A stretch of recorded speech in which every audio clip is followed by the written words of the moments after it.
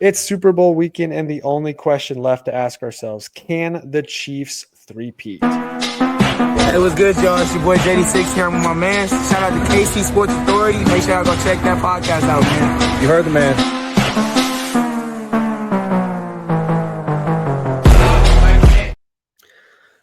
For the not one, not two, but third straight season, the Chiefs are in the Super Bowl with history on the line to be the first NFL team to three-peat. Keegan Russell, Christopher Tenpenny, CJ Jones here with you guys tonight on the KC Sports Authority podcast to get off all the takes we have about this Super Bowl weekend. And fellas, I cannot be more pumped that it is Super Bowl weekend. We've been waiting all season. We knew this was inevitable, just like Thanos and Avengers. The Chiefs in the Super Bowl are inevitable year in and year out. We had to get through the long regular season and the playoffs to get to this point. But fellas, it is Super Bowl weekend. Yeah, is it weird that the nerves are in a different spot? It was like the first time ever I was sick for 2 weeks. Facts. And then they didn't go for a few years. And then when they played the Eagles, I was like sick for a week. Now it's like I'm nervous, I guess, but I don't think it's going to hit until that ball is kicked off. I really don't. Like it's a completely different feeling, which how blessed are we that you can feel that as an NFL fan, that you feel so good about your team being here that their nerves don't even kick in until day in. But that's kind of where I'm at. I'm curious, are you guys in the same spot or am I crazy? Yeah, it's death, taxes, and Chiefs Super Bowls. I mean, it just is what it is. The third straight year. This is the most confident I think I felt of the Super Bowls we've been in.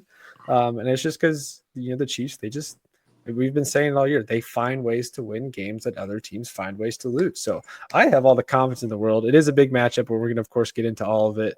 Want to start with some headlines. And, of course, obviously the first headline in this has to be the talk of the three-peat. Not one, not two, but a third straight Super Bowl appearance. The Chiefs, again, have that opportunity to be the first team in NFL history to win 3 straight. Not even the great Patriots dynasty of Tom Brady and Bill Belichick pulled this off. So, fellas, the Chiefs have the opportunity to do something that has never been done before. My question to you guys is, if they pull this off, or when they pull this off, where will this Chiefs 3-year dynasty run stack up in the history of sports? TJ, I know you were listing teams off. Where you got them? Ooh, as far as like dynasties all time, I've always had UConn women's basketball number one for me, just because to have a coach have to have so much turnover, obviously you're losing girls to the draft and girls are graduating every year, and to not lose a game, I think they didn't lose a game for like 2 or 3 years straight, which is freaking ridiculous. When you're playing 30 plus games and they're playing to the Final Four championship every year, that's mind-boggling to me, especially when you're coaching 18-year-olds who have an attention span, which is very short. So to have that much focus and dominance was beyond impressive to me. After that, probably have the Bulls to obviously win that many series in just such a short span amount of time, take 2 years off and then come back and do the same thing again. To three-peat twice in a decade is low-key crazy. After that, I would probably go UCLA, like Chris said earlier. Obviously, they were dominant for a very long time back in the day. Obviously, it was before an era where there were as much talent spread around, but they were still dominant for a long time. I would throw us in there. I think we're in the top 5 conversation for sure. Then after then, you could probably throw the Patriots just because they did it for a 20-year span, even though they took some breaks off in between. But to be that consistent, to always be either in the playoffs or AFC Championship game or a Super Bowl for 20 years is beyond impressive. But I think we've earned the right to put ourselves in the top 5 for sure. If anything, top 4. Yeah, it's weird because like collegiately there are some examples that hold up, especially, recently like with the UConn women and Bama. But it's like if you're just looking at pro sports, and I'm not a huge hockey guy, so I apologize if I'm missing any hockey dominance over the last 30 years. It's like it's the Bulls, and then you have a three-peat by the Lakers, you have 3 out of 4 by the Yankees, and then with the 3 out of 4 by the Patriots. You don't have anything close to what the Chiefs are doing in the last 30 years, really, once you get past those Bulls. So, like, in modern history, you could argue they are the best just because, they're trying to get more parity. They're trying to, we don't see it nearly as frequently across the sports. I still think top 5 is a safe place, but, I mean, they're going to be the first team in a long time to really get their dominance like this, where three-peat and then 4 out of 6 years. Yeah, especially like following the Super Bowl, that's always like the drop off. Like, what do you do after you're done? Right. Usually teams like fall off, like don't make the playoffs. What did the Chiefs do the following year? will really cement where Keep they are in that rolling. top 5. Yeah. For And sure. the funny thing with that is the last 2 years, the Chiefs have arguably had a worse A roster, down year, and what a happened? down year, and they're still in It the just Super Bowl shows how yet much we again. base roster Actually, low key, name Keegan's right. value. After what we did last year, we may be number 1. I'm not gonna lie. Yeah. We were not supposed to win it all I mean, last year. We you still did. guys, we saw that receiving core all season It was long. so and bad. That was wild is like how they're talking about how like you see again fans are stupid, but how fans are calling this the worst 15-2 team of all time. It's like this is by far the best team the Chiefs have had during this run, just from like not even completeness. close. Yeah, Like and Andy remember, Reid's still not going to win Coach of the Year, which is going on right now as we speak. Juju and MVS were in a 7th round running back, and rookie and Pacheco were the offensive weapons. Yeah. MVS made the biggest catches of them in the playoffs. The same guy that couldn't catch a deep pass to save his life in the regular season. Oh, You my can't God. write a And better doesn't story. that just to me that just fits Right. the Chiefs narrative. Whatever the Can't write national that. media wants to talk about all year, you know the way this game's going to go down, as we'll get into. There's going to be something that is, if you want to call it characteristic of the Chiefs, that'll cause them to win the game, or something that is uncharacteristic of them will happen that causes them to win the game. Because that's just what the Chiefs do. Whatever their Achilles heel is, whatever you want to call that this year, it's going to find a way to actually be their strength in the game, because that's just what the Chiefs do. Been saying it all season long. Everybody I've talked to that's mad about the Chiefs being here and they should have lost. If it wasn't for a toe, Baltimore would have gone for 2-1. And if it wasn't for the refs calling it, whatever that is, the Chiefs just find ways to win games. They don't choke at the end of the game. They don't make poor coaching decisions. Their guys don't drop the ball at the end of the game when they need it most. They fight for that extra yard when they need to. Andy Reid and company always come up with something to get it done. So to me, this would be one of yes. I don't know where you put it in the older teams years past. I'm not going all the way back to like what Boston Celtics did when there was 5 teams in the league. But this what the Chiefs are doing right now, just this incredible run. I would definitely put it up there as one of the most impressive championship runs, because they're not dropping off. They just keep doing it back to back. I mean, it's virtually the same thing as what Michael Jordan was doing with the Bulls. Right. Hopefully, maybe we'll go for 6 Peat instead of 2 3-peats. But on a side note, I was thinking about this the other day. Again, you can't go back and change history, but in all honesty, we're like 3. I'd say if you take away the injuries of the Tampa Bay Super Bowl, the Chiefs are like 3 plays away from being in 6 straight Super Bowls with the chance to win 6 straight. Like, in all reality, AFC Championship game every year. Like all reality, year. what you're 6 inches D Ford from D Ford, or a Spagnuolo signing a year earlier, maybe. Mitchell Schwartz injury. Yeah, Mitchell Schwartz injury away. The Chiefs gone to that Super Bowl. That the ugly 13-3 Super Bowl. The Chiefs would have dominated that game over the Rams. They definitely would beat the Rams. That's so funny how that Super Bowl should have been Saints Chiefs.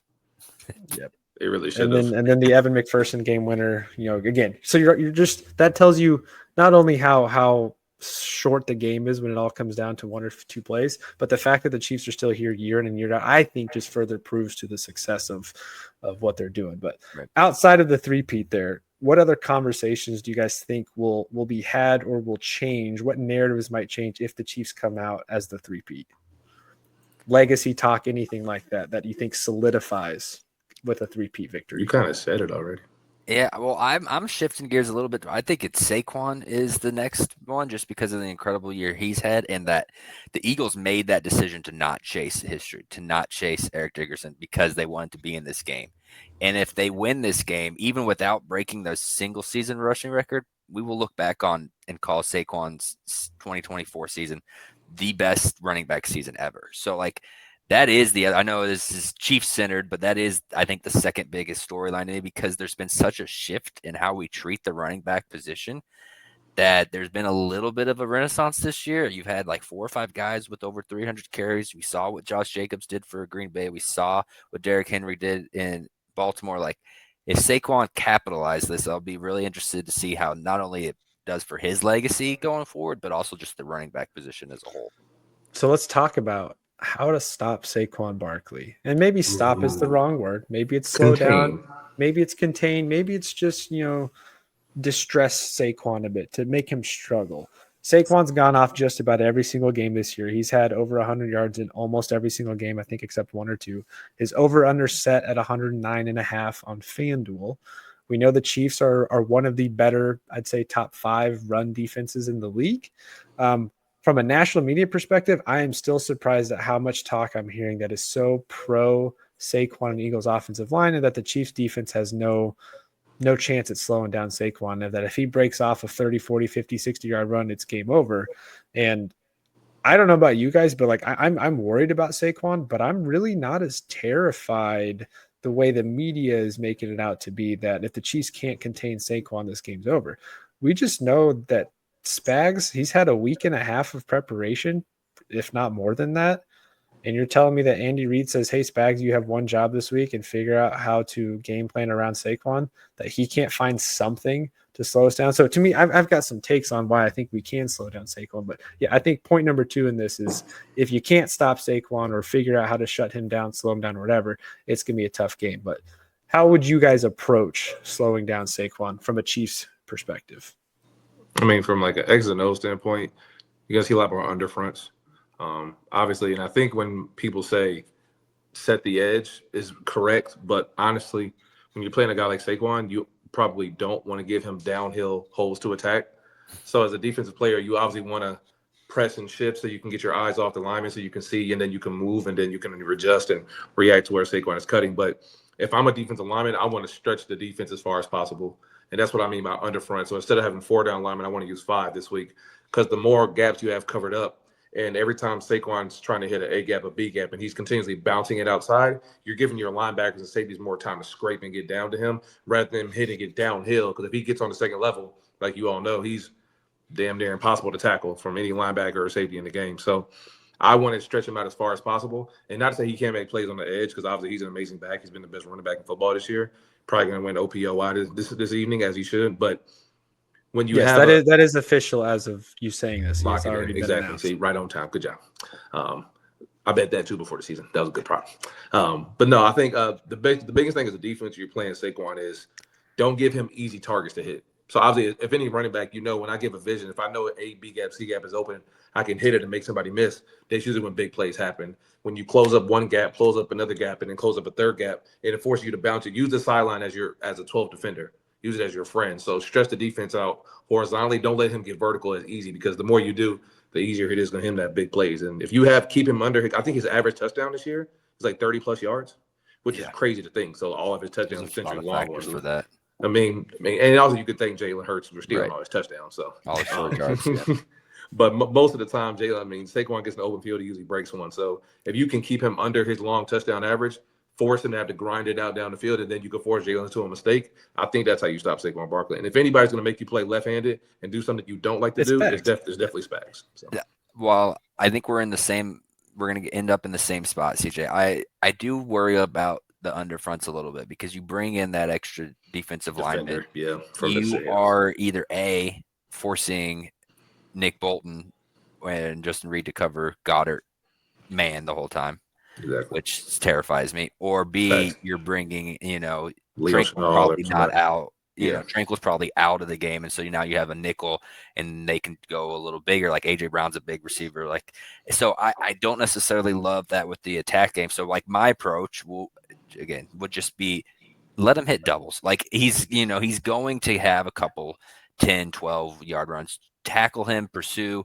Don't let him hit the home run. Like that's kind of where I'm at. And I know that's at that point where you ended at was like, hey, don't let him. But like, I'm okay with a couple 15-yard runs in this game.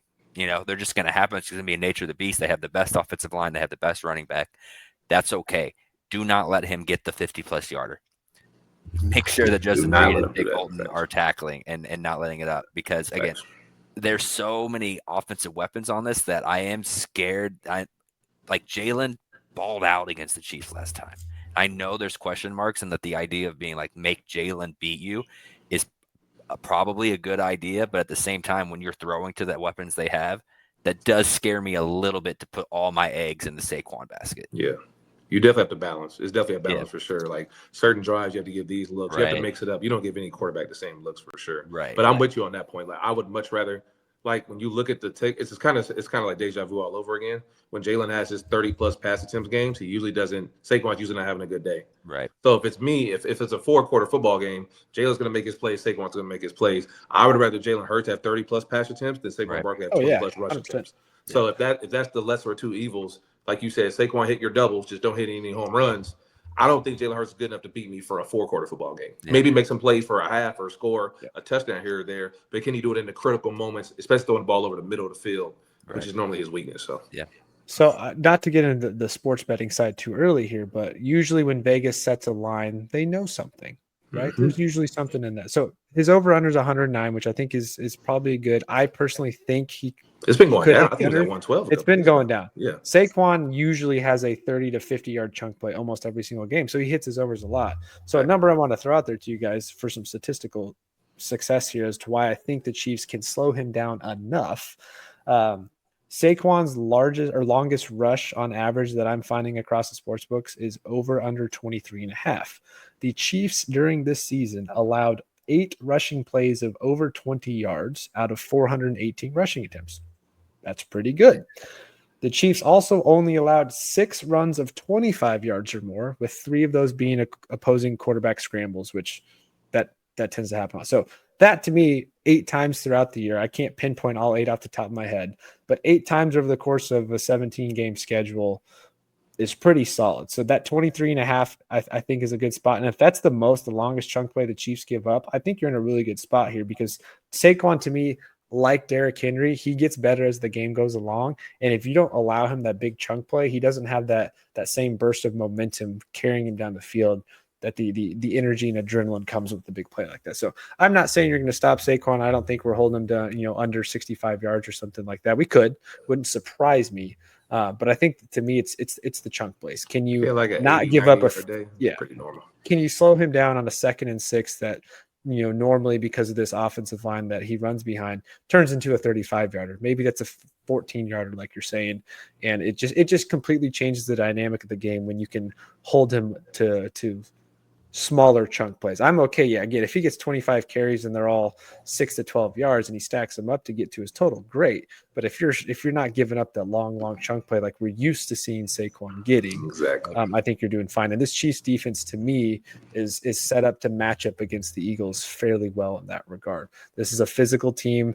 The Chiefs hit you at the line of scrimmage to start. Leo Chenal comes off the edge really quick. Nick Bolton has very good assignment. He knows where he should be on the field, and he covers his area well on the run side. And I think this Chiefs defensive line doesn't get enough credit either for their gap assignment, as you were talking about, covering the gaps there. So I don't think you can stop them completely, but I do think the Chiefs and what Spags can draw up this week are in a position personnel wise to throw enough at Saquon to maybe shift things up. Any other thoughts on Saquon? He's a dog. Okay. Great player. Just as far as I would realistically, by the end of the game, I want him to have more catches than Dallas Goedert. Because if they're forcing the ball and they can't throw the ball in the middle of the field, or Jalen's not as confident to do it and he decides to check it down because he believes in Saquon's ability, we've been a great tackling team in football all year. We've been that way the last 2 years. Forever. So if you're throwing the ball, exactly. So if Saquon's getting the ball on the flat and he has, because usually on his, I think you want to see his line, Keegan, I think his 12. Yeah, 12.5 yards. I think his reception is like 1.5. So he usually doesn't get more than 2 both catches. Of those could hit easily. Exactly, because he needs to. They usually don't need to throw him the football because they're running the ball so well. If we can get him to 3, 4, 5 targets, that means Jalen's not throwing the ball downfield, which is a win for us in Spags. Yep. So. Yeah, that's my favorite thing about Spags. I know we can talk about Spags all day and all the great things. Since you and I have been doing this, CJ, how much have we talked about how they have the best tackling corners in football? And that has not wavered. That has not wavered. Hasn't changed at all. I love it. And can you just think back to the Bob Sutton days of where they could not tackle anybody? It changed the next year. The very next year with 19. Yep. Yeah, even when they it was just crazy. I love night and day difference. Teams are obsessed with these bubble screens, these quick screens, and it's like, I love it when they do that against us. Please, they do it all the time. It's like. That's just what blows my mind about NFL teams. It's like you spend all this time scouting and watching film and prepping, and then at the end of the day, you do what you put in training camp. That's why some of these teams suck, is because even you can sit there and watch film and say, hey, Trent McDuffie, he has the highlight reel against Tyreek a couple of years ago. It makes all these tackles all the time, and it's like we're still going to go out, and if we see Trent out there, we're going to run a wide receiver screen. It's like, bro, how have you not watched film for 5 years? Like, that stuff blows my mind, especially. And again, to me, that's the difference between the Chiefs and everybody else. Anybody that wants to say, like, this is why it is mind-boggling how Andy Reid never gets votes or enough votes for Coach of the Year, because the way the Chiefs run everything, they just run things better. They make adjustments better, and they don't make these goofy mistakes. How many times have we watched the Chiefs win a game late that they probably should have lost because the opposing team's head coach gets in his head too much and makes the wrong decision down the game? Baltimore last year, they stopped running the ball altogether, and what happened? The Chiefs took over. Buffalo gets scared. I mean, the first time we played Buffalo, they were fearless. They were doing running Josh design runs outside and taking chances on the fourth down, and then they get to the AFC Championship game, and their big play is the tush push. It's like, yeah. And what do we see with Andy Reid? You can't. Andy Reid never changes. No. He's the same. Never. So and that's my thing with Jalen. They've been so used to throwing the ball outside the numbers. It's a clearer picture for Jalen because as a quarterback, when you have defenders in front of you, it's easy to dictate if it's man in coverage or not. When Spags takes that away and clouds up the looks and forces you to throw the ball to the middle of the field or invites you to the middle of the field, and Jalen, is he going to be confident enough to do it because he's been known to not take the force to throw over the middle? He's been known to either take the deep shot or throw the ball short. And eventually, Spags is going to force you to make a throw over the middle. He's going to have to make that dig, and it's going to be Devontae Smith or A.J. Brown running a 10-yard crosser. He's going to have to stand in that pocket and make that throw. I don't think he's good enough to do that consistently. Right. And I think, like Chris said, he's not going to be Kellen Moore may not even allow him to do it. He's like, hey, we haven't done it all year. Let's not do it now. The Spags is going to put you in that triangle. I'm going to force you to not look at the outside coverage where you have to throw in the middle of the field. And is Jalen going to be optional to do it, or is Kellen Moore even going to call the plays to do it?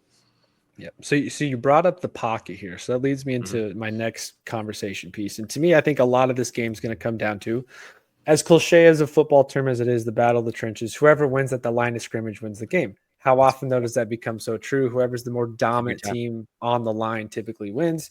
You've got probably the best offensive line in football in the Philadelphia Eagles, which it is hard to say any other offensive line is better. If you look at all the statistics from throughout this season, the last couple of years, the Eagles are a dominant offensive line group. The Chiefs also have a very good offensive line, even though we've shifted around and, Joe Tooney's going to be your left tackle and you're going to have Caliendo at left guard. We're not as strong as we could have been, but the Chiefs are a pretty dominant offensive line as well. And most of this season, the struggles at offensive line have not come back to hurt us enough. So I still give the edge to Philadelphia there. Defensively, everyone knows about Jalen Carter. Jalen Carter has had a huge season. He's had a monster playoff. He's been very disruptive.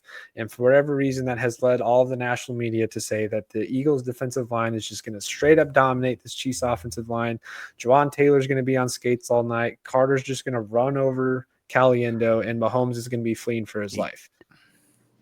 We're going to talk about that. But I also think the Chiefs defensive line does not get enough credit. We did. And that didn't. It's really not that much difference. It's honestly, C-Dot said it earlier today, this Eagles team is almost the same team from 2 seasons ago, except maybe worse on defense because their secondary is not as strong and their D-line looks a little different. So I think the battle of the trenches is one to look at. The Chiefs defensive line, CJ, I know you could talk for hours about not just the star talent on this defensive line, but the top to bottom depth and the consistency of this group does not get enough talk. And as much as we want to talk about Jalen Carter potentially disrupting what the Chiefs want to do, I think this defensive line is more than capable of disrupting what the Eagles want to do. And we know the mad scientist genius that Spags is going to have a factor in this. So give me your guys' thoughts on this battle of the trenches here. Who's got the advantage? How do you see this fight shaping up? I just think if you do a case study on how people discuss the Chiefs, it just shows how dense and how snap judgments people are. It's like we sit here and they could talk about Pro Football Focus and all these that have Creed and Trey Smith and Tooney all as the top in their positions or top 3 in their positions, and then Jawan Taylor, who's above average, but he makes a lot of false starts, and they're like, Chiefs offensive line isn't any good because they had to move Tooney out to left tackle. It's like, what? Like, this is a very good offensive line, and while Jordan Davis and Jalen Carter are great, Caliendo is not going to be on an island. Like, they're going to, if normally Jordan Davis lines over the right guard, so Trey Smith's going to get on one-on-one, so Jalen Carter's going to be doubled with Creed a lot. Caliendo and Creed are going to double a lot when Carter's in.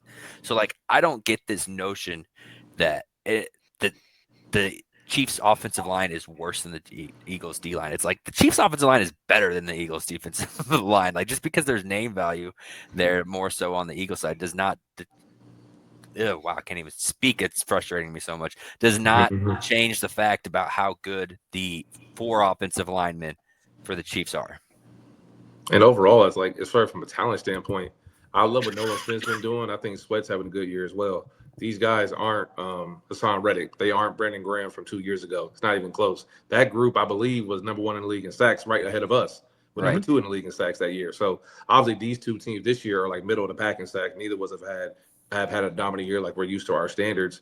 D tackle play has been dominant on both sides of the ball, from like a obviously Mike Pennell, Trishawn Wharton standpoint, Jordan Davis to obviously Jalen Carter, and they rotate plenty of other guys in. They've been dominant inside the trenches just like we have. But overall standpoint, if you want to say their D-line discredited and our O-line got maybe a little worse because we don't have Joe Tooney, the Hall of Fame left guard, I can respect that. But to say their D-line is better, I don't think any Eagles fan or even football fan should be saying this D-line group is better from what you've seen last year. And if that group with the one we saw 2 years ago, it was the better group and you had 0 sacks, what are you expecting from this group? And now we're playing on better grass from what I've heard from fans. So. Yeah.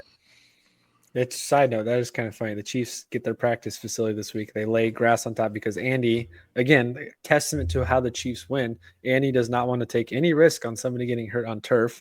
Another fun fact, the Superdome was 5th this year in most injuries, so it's scary. But anyway, besides the point there, back to defensive line here. Well, and the Chiefs don't get to practice in the Saints facility, which as is custom, normally it alternates, but it wasn't a story this year like it was with the Niners crying last year. It's like that was the storyline, Chris. Breaks people's brains that normal stuff happens from the Chiefs. It's like it's nothing. It just drives me insane. I can't. And what is the prevailing factor every single time? The Chiefs figure it out. Whatever they have to deal with, they figure it out. And they get over it. But defensive line, 2 things I want to throw out there that I think nationally speaking do not get enough attention. Everyone's going to look at Chris Jones. Chris Jones is the name next to Aaron Donald. All the talk is Chris Jones is the most dominant or second most dominant defensive lineman of the last 10 years alongside Aaron Donald. First ballot Hall of Famer. Everyone knows what Chris Jones brings. Most people know about Charles Omenihu, and they know what he's capable of. And the Chiefs, get him back second half of the season. The Chiefs are fully healthy on both sides of the ball for the most part coming into this game. But there's 2 guys on that defensive line that really do not get enough national media talk and attention. First off, got to talk about Mike Danham. The improvement and the progression he's had in his several years here. He has become a consistent factor on the edge, setting the edge, as you mentioned earlier, as a defensive run stopper has been solid. He finds a way to pressure the quarterback. And then the other guy that has been super underrated, missed a lot of the season this year and parts of last year, but that's Turk Wharton. Deshaun Wharton has also been incredible. He's been one of the Chiefs' leaders defensively on that line with quarterback pressures over the last 4, 5, 6 weeks. And those, to me, are just 2 guys that on most teams, I think the general fan base would go, who are these guys? They're going to be 4th, 5th string. But on this Chiefs defensive line, they have just as much of an impact in a different way than a guy like Chris Jones. So I think those are 2 guys that definitely have the opportunity to step up big in this game and make a big time play. And it's probably going to happen because that's what the Chiefs do. The Chiefs role players always find a way to impact a game of this magnitude. It's happened almost every playoff game for the past several years. So why should it be any different with those 2 guys? But any thoughts? Trenches, both sides of the ball. How did you think the Chiefs offensive line can do enough to keep Mahomes upright and get him moving versus what the Eagles are going to do with Jalen Hurts on the other side? Who should be more concerned about the pass rush? I mean, both teams, but I would say the Eagles, just because Jalen's been prone more to sacks this year than Pat. He's been super cautious with the ball and not turning the ball over, which leads into more sacks. He doesn't like to force the ball down the field. Obviously, we know Pat, they both can evade rushers. They both can use their legs to escape. But Pat and the Chiefs obviously aren't worried about if they're in 2nd and 8 or if they're in 3rd and 9. The Eagles aren't built to be in 3rd and long or in 2nd and long situations. They have the playmakers to do so, but Jalen has shown the consistency this year. He doesn't like to throw the ball downfield or put the ball in harm's way, and especially, like I said earlier, throwing the ball in the middle of the field, which Spags is going to force you to have to do. So I would think the Eagles should be more worried about sacks because that takes them off schedule, which takes Saquon Barkley out the game, which is their biggest strength. Right. I think both teams' best players are at D tackle, and the Chiefs' interior linemen are way better pass protecting than the Eagles. And like the tackles, I don't know how much of an impact Karlaftis and Amenahu are going to have, because Mailota and Johnson are incredible pass blockers. Jurgens, and I even forget the right guard's name half the time. I know he's actually done better than they thought, so I apologize for not remembering his name. They are not as good of pass blockers. They're incredible run blockers. They are not quite to the same level. So Chris Jones and Turk, and I think I would give the Chiefs a little bit of an edge on the pass rush, just because of the matchups, not necessarily because of the talent. Before we get into some Super Bowl bets and game predictions, any other aspects of this game you guys feel like needs to be brought up or addressed that would be a major talking point in how this game goes about? I mean, I the number one thing, and I know it's the number one bet thing early, I'm sure people are going to keep betting it, how the Chiefs guard Goddard. Like, I know AJ Brown's probably going to get his. I know the stat with Devonta Smith, who's gone over 100, I think all 3 times he's played Spags, but the Chiefs have been so weak against the tight end. Goddard's kind of been on a roll when he's on the field this year, that he's the one outside of Saquon that I think I'm circled on. Is Justin Reed, Nick Bolton and company going to be able to take him away and force Jalen to make those throws to his big play receivers? And that's probably the craziest part, because Nick Bolton, one of his biggest plays of his career, even more so this season, was a play on 3rd down against Dalton Connect, which you ask any Chiefs fan or even definitely any Bills fan, 3rd and down, Dalton Connect versus Nick Bolton, you think he went that route 10 out of 10 times. Yeah. And obviously Nick Bolton has a weakness in coverage, but that play, he played it right, played the hip, stayed in phase, and had a PBU. So I think Dallas Goedert's going to make his plays. Like Chris said, he's a great player. But I think usually this defense, they find ways, like Keegan said earlier, to make a play when they have to. Justin Reid, who's been bad in coverage, finds a way to make a big play in coverage. Nick Bolton, who can't seem to know where his eyes are when it's time to cover somebody downfield, makes a big play.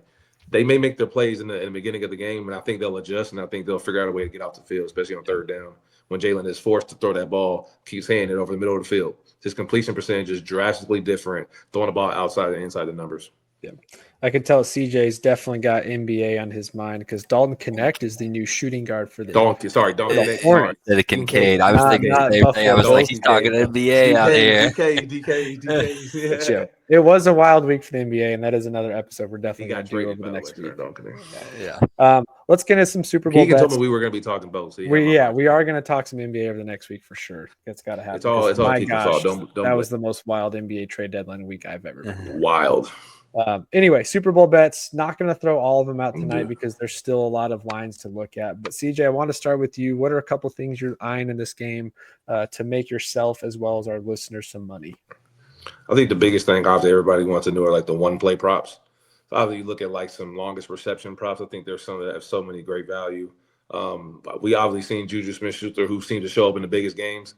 He can go a month without catching the ball, and all of a sudden he has 67 yards in the playoff, which is crazy. So longest reception for Juju at 9.5. That's crazy to me, especially a guy that we just saw had a 24-yard pop in the first drive. RPO, easy work. They're going to get him the ball because obviously we said off air they're going to get obviously Worthy and Hollywood involved early. Travis Kelce, this means guys are going to have their one-on-one opportunities. Juju Smith-Schuster leads me into my next prop. I know he hasn't touched the field, and I know it's a crazy thing to say, but if you're not going to use him now, then why was he even here? DeAndre Hopkins receiving yards 11.5. I know it's crazy, but it's literally one catch. He hasn't hit that his last 3 games. He has not hit 12 yards in his last 3 games. If there's any moment to do it, I'm just saying. I'm not arguing. It would be the Chiefs' way for him to hit that over. I would bet it too. Like just because it's crazy. He caught a back shoulder fade, but like you said, he got 11 yards. The two things I was confident about was like, his number was like 21.5 in the Texans game, and Travis's was 50.5, and I placed a bet on both of them to hit the over because I was like, that's stupid. While Trav blew his out the water, DeAndre did not touch Jack, so I was like, I have been on this DeAndre Hopkins thing because of that, because I was like, I think it goes a lot to matchups. You know, Chris, you said earlier, I don't know if it was during this or if it was off air, the Eagles play a lot of man coverage. Exactly. I mean, now, again, you said a lot of it's because of the receivers they have to go up on the NFC side. But if we see a lot of man coverage, I mean, that definitely plays to DeAndre Hopkins' strength, where he's that one-on-one guy. So I don't know. Catches, he likes want to run all those mesh concepts the Chiefs do, so it almost plays to the speedsters. But you know he's going to get at least one third down look. So, yeah, I like that one a lot. To me, as I was looking at these, I like the player props a lot in this game. Right. I mean, all of 2023, 2024 season, CJ, your number one thing every single game was take Noah Gray over, and it hit a lot. He's been quiet as of late. He's still been getting some catches, though. 1.5 catches is his line. And the over is plus 120. That seems like easy no-brainer to me. Xavier Worthy, his catch line has continuously moved up throughout the year. His over-under is 5.5. He's probably going to have 4 or 5 in the first half. In the first drive, probably. He's going to, yeah. You can get plus. What was that I told you? You can get plus money on the first drive of the game for Xavier Worthy to have a catch and Marquise Brown to have a catch. Parlay that, you're getting a lot of plus money. So I like a lot of these individual statistics. I think one of my favorite ones, Patrick Mahomes over under rushing yards, 28.5. Even if the D line is getting through, Patrick likes to win games with his legs in the big moments like this. He's going to have a big run somewhere in the game. I like that one a lot. The one I want to get your guys' thought on is the Saquon over under 109.5. That number's been dropping. I got it on ESPN Bet earlier this week. Guess what? The odds aren't great on either side of the over or the under. But it was 124.5 when I got it. It was minus 130. I just couldn't believe that number. I thought it was beyond disrespectful. Saquon Barkley's an amazing player, but to think he's just going to run for 125 plus yards on Spags, who has 2 weeks to prepare for you, is mind-boggling to me. The Chiefs gave up 100-yard rusher all season. It was Lamar Jackson. Spags has 0 in his whole playoff tenure. So I immediately took the under, and I parlayed that with Jalen Hurts' pass attempts over 25.5, because I think he's going to have to throw the football to beat us for a whole game. So. Yeah, absolutely. Let's look at the bigger overall picture. This has been a tight spread for most of this last 2 weeks here. The Chiefs minus 1.5, minus 120 on the money line. The Chiefs win close games. I don't have this. I didn't write this stat down before, but I think there's something like 17-3 against the spread when the Chiefs are favored as like 3 points or less, something like that. It's something ridiculous like that, because the Chiefs just win close one possession games, and they haven't lost a one possession game all season. The Eagles plus 102 on the money line. This line really hasn't staggered much. So I think from a betting perspective, if you think the Chiefs win this game, which I know obviously us biased Chiefs fans here are going to say that, the Chiefs minus 1.5 seems like a no-brainer. I don't see how this game is less than 2.5. You could probably even tease it up to 2.5 if you feel more confident about it. But that was one of my other thoughts there. Let's see, another one I saw somebody. I texted a few buddies for some other picks that they really like. I think that one of the most popular ones in this game is going to be Saquon first TD. One, I was looking at a couple 2-touchdown props. There's been a 2-touchdown score in over half of the NFL games this season, so it's one that hits quite often. So I was looking at the plus 2 TDs, and honestly, Xavier Worthy at plus 1,100 for 2 TDs I like. Kareem Hunt. Yeah. Those would be the two. Kareem Hunt's plus 1,000. I like and then Noah Gray plus 6,000. He's done it twice this year. He didn't even have a target last week, but he did it twice this year, Chris. That's all that matters. Did it twice. Yeah, those are some ones I like. So I put together a quick little. I don't know. I haven't decided as far as the game's going to go. Is this a high scoring game? Is it a low scoring game? Is it a touchdown game? Is it field goals? But I think I do like Jalen Hurts to get in the end zone over Saquon, because I think they're okay if they get down to the goal line. I think their goal is keep Saquon out of the end zone. So I like Jalen Hurts with Xavier Worthy and Kareem Hunt. $10 on that pays out $101. That's one of my favorite TD parlays. I'll throw some more out over the weekend as I do some more diving in. But I think I did Kareem, Zay, and I think I added Trav. I did the same type of thing. So yeah. Let's look at Super Bowl MVP. I mean, almost every time this goes to the quarterback of the winning team, obviously there's going to be a lot of talk on Saquon being that guy. I think for me, I'm looking at who has the, and I can't get the MVP to pull back up. I'm looking more at who's got the better odds, and I think Travis Kelce had some pretty decent odds there. If he has a big game, he's definitely worth a sprinkle, especially with all the Taylor Swift fans out there, because most of the game MVP you get a large chunk there to go in your favor if he has a good game. But those are just some of the ones I was looking at. Defensively, there's not a lot you can get to just yet, but I mentioned it earlier. I do like Mike Daniel to have a big game. He's plus 235 with a sack. Pretty much all of them are plus money that you can bet on. Pick your favorite guy, I guess. Which tells you, again, Vegas is telling you how much they believe in both these offensive lines being so good. But yeah, we'll throw some more out over the weekend for sure. I'll put a bunch out there. Let's get our final game predictions here, though, as we wrap up in preparation of this Chiefs potential three-peat. Again, I have no clue yet. I have not come to a decision. Is this high scoring, low scoring, field goals, or touchdowns? So maybe one of you guys can talk me into something. I feel like every Chiefs game we end up going like 27-23. It's always in the middle 20s. But where do you guys see this game going? Same thing. I said Chiefs 27, Eagles 24. It feels good. Like, I just think the offense is humming a little bit. We saw the Chiefs get over 30 last week. They would have got over 30 had Houston put any pressure on them in the first game. I think they get over 30 again. I think it's 31-27. Like, I think this Eagles team is going to be able to move the ball a little bit. They're just too talented of an offensive team. But at the end of the day, I don't think too much is slowing down Andy and Mahomes. And if you feel that, then you should be taking the over as well at 48.5. Yep. Facts. Which it moved down. At the beginning of the week, it was 49.5, so it's been going down.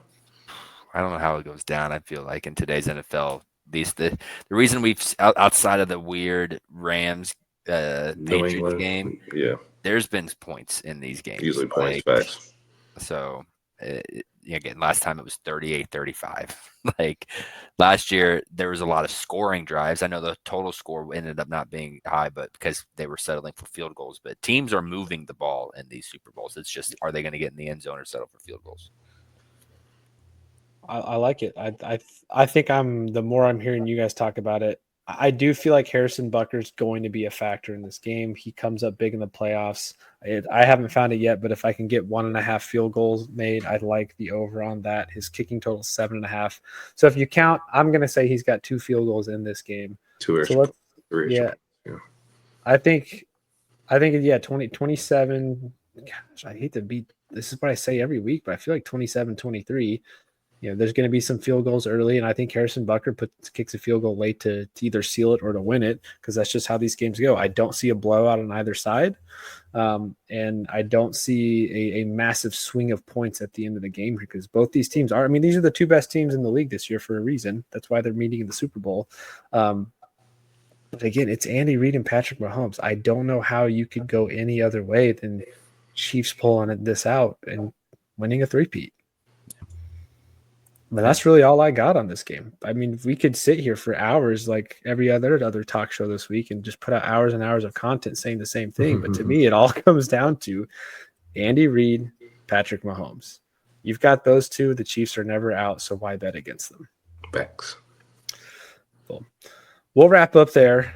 We got, again, Super Bowl coming up this weekend, hopefully sometime next week or the week after. Not only is there a celebration underway, but we'll be able to talk about the Chiefs making insane history. And then I'm sure as soon as that game's over and they win, the first question is going to be what happens next. And someone's going to say 4, Pete. Why not? Why stop at 3? Let's go win 4 in a row. So looking forward to the game. I guess my final question, I did want to ask you guys this. What is your go-to? And I think I asked you this last year too. What is your go-to Super Bowl food of choice you have to have? Beer. I'm just sitting, and then tequila shots for better or for worse. I've done it every year. Me is always wings. I'm a wing guy. Even if not for Super Bowl, just wings are my favorite food in general. So always wings for me. I'm with you there on the wings for sure. Well, let us know in the comments what your favorite Super Bowl spread is. Show us what your spread's going to be. Hit us up on Twitter, Facebook, Instagram. I'd love to see pictures of other people's Super Bowl spreads because it just gets me so excited. Also, be sure to let us know in the comment section below your predictions on this game. Again, I'll be tweeting out as much stuff as I can over the weekend about this game. But appreciate all you guys that stuck around and caught this full episode. Want to end things differently on this one. We're going to have our typical, exit video. But here's what we're going to do. We're just going to end it 3-peat on 3. 1, 2, 3. 3-peat.